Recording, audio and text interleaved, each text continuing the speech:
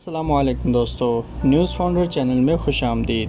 تو دوستو چلتے ہیں آج کی ویڈیو کی طرف۔ تو دوستو آج کی ہماری یہ ویڈیو لاہور سیالکوٹ موٹر وے پر خاتون سے کی گئی زیادتی کی واردات کے بارے میں ہے۔ تو دوستو یہ ایک دل خراش اور پریشان کن واقعہ تھا جس نے پوری قوم کو انتہائی غمزدہ کر دیا۔ کسی کے وہم و گمان میں بھی نہیں تھا کہ موٹر وے جیسی سڑک پر بھی ایسی واردات پیش آ سکتی ہے۔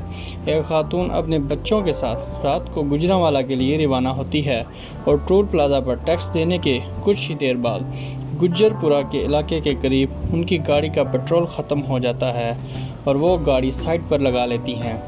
تقریباً رات 1:30 بجے کے قریب خاتون موٹر وے ہیلپ لائن پر فون کرتی ہے اور انہیں بتاتی ہے کہ میں 2 چھوٹے بچوں کے ساتھ ہوں اور میری گاڑی کا پیٹرول ختم ہو گیا ہے، ہمیں مدد کی ضرورت ہے۔ جواب میں آپریٹر کہتا ہے یہ موٹر وے ہماری حدود میں نہیں ہے، ابھی موٹر وے پولیس نے اس حصے کا کنٹرول نہیں سنبھالا، آپ فلاں نمبر پر کال کریں۔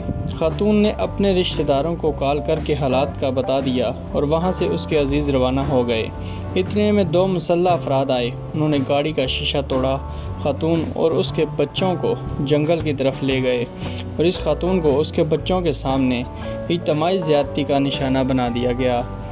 دل روتا ہے یہ سوچ کر کہ اس ماں پر کیا گزری ہوگی جس کے بچوں کے سامنے اس کے ساتھ درندگی کی گئی، اور اس سے زیادہ غم تو ان معصوم بچوں کو جھیلنا پڑا جن کے دلوں پر تا حیات زخم رہیں گے۔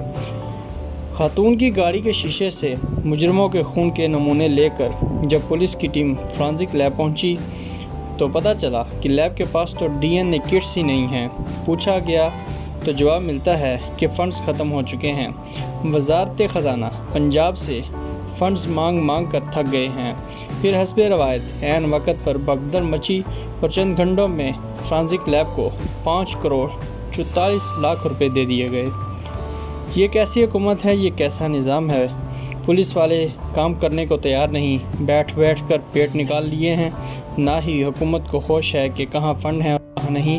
اس سے زیادہ غیر ذمہ داری کی بات کیا ہو سکتی ہے کہ فورینسک لیب پنجاب میں ہی فنڈز نہیں، یعنی پھر جو تحقیقاتی ایجنسیاں ہیں وہ رزلٹ کہاں سے لاتی ہیں؟ دوستو سانحہ موٹر وے کی ایک ملزم عابد پر 8 مقدمات درج ہیں، جن میں سے 2 ریپ کے مقدمات ہیں۔ اس انسان نما درندہ نے ایک ریپ یوں کیا کہ ایک گھر میں گھس کر مرد کو باندھا اور اس کے سامنے اس کی بیوی اور بیٹی کے ساتھ زیادتی کی۔ اگر اس شکی القلب ملزم کو اس ریپ کے بعد انجام تک پہنچا دیا جاتا تو آج سانحہ موٹر وے نہ ہوتا۔ کیا وہ جن کے ساتھ اس نے پہلے ریپ کیا وہ ہماری قوم کی بیٹیاں نہیں تھیں؟ دوسرا ملزم شفقت ہے جو عادی وارداتیہ نکلا۔ خاتون کے گھر والے 24 گھنٹے در بدر پھرتے رہے مگر حکام بالا سوئے رہے۔ وہ تو کمال تھا سوشل میڈیا کا، جہاں عوام متحد ہو کر کھڑے ہو گئے تو پولیس کو فوراً ایکشن لینا پڑا۔ اس واقعے کے بعد جس طرح کے بیانات CCPO نے دیے وہ کوئی ہوش مند انسان نہیں دے سکتا۔ اچھا ہوا کہ CCPO نے اپنے متنازع بیان پر معافی مانگ لی۔ حکومت کی بیکار پلاننگ کا یہ عالم ہے کہ موٹر وے کے اس حصے پر نہ تو کوئی پیٹرول پمپ ہے اور نہ ہی سیکیورٹی۔ اس سنگین واردات کے میڈیا اور سوشل میڈیا پر آنے کے بعد انکشاف ہوا کہ اس حوالے سے بھی سمریاں ادھر ادھر گھمائی جا رہی ہیں، کوئی والی وارث نہیں۔ پھر موٹر وے کا یہ حصہ کیوں کر کھولا گیا اور کھول بھی دیا گیا تو ہم ٹول ٹیکس کس بات کا دیں کہ نہ ہی کوئی حفاظت کی گارنٹی اور سنسان روڈ، فرائض کی ادائیگی سے جی چراتی پولیس۔ ذرا تصور کریں کہ خاتون فون کرتی رہی اور 2 گھنٹے تک کوئی نہیں آیا، یعنی ڈیوٹی والے ڈیوٹی پر ہی نہیں تھے۔ لاہور بلکہ پنجاب پولیس کو اوور ہالنگ کی شدید ضرورت ہے۔ آئے روز بے مقصد تبادلے فورس کا مورال ڈاؤن کر رہے ہیں۔ جب محافظ ہی خود کو غیر محفوظ تصور کریں گے تو لوگوں کی حفاظت کیا خاک ہوگی؟ 2016 میں سیف سٹی لاہور کے نام سے ایک پروجیکٹ شروع کیا گیا۔ بلا شبہ یہ ایک بہت اچھا منصوبہ تھا۔ شہر کی کئی جگہوں پر کیمرے لگائے گئے اور کئی وارداتیں روکی گئیں، لیکن حالات اب کچھ اور ہیں۔ کم سے کم 70% کیمرے کام کرنا بند کر چکے ہیں اور جو 30% باقی ہیں وہ ناکافی ہیں۔ اب تو لٹیروں اور مجرموں کو بھی اس بات کا پتہ چل چکا ہے کہ یہ کیمرے صرف نمائش کے لیے لگے ہیں۔ سانحہ موٹر وے کسی صورت میں خواتین کی حوصلہ شکنی کا سبب نہیں بننا چاہیے۔ ہمیں ایسے قوانین بنانا ہوں گے کہ کم از کم ریپ کے مجرموں کو ایک مقررہ وقت کے اندر پھانسی دی جا سکے۔ جو ہی ریپ کا کوئی ملزم پکڑا جائے، ماڈل ٹاؤن کورٹ میں مقدمہ درج ہو اور پھر اسے 3 سے 4 ماہ کے اندر پھانسی دے دیں۔ صرف 2 سے 3 سال ہم یہ کام کر لیں تو معاشرہ بڑی حد تک ایسے بھیڑیوں سے محفوظ ہو جائے گا۔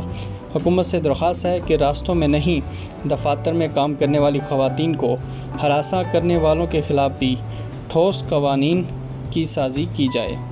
مہذب معاشرے کی پہچان یہی ہے کہ ہر ماں، بہن، بیٹی خود کو گھر کے اندر اور باہر محفوظ تصور کرے۔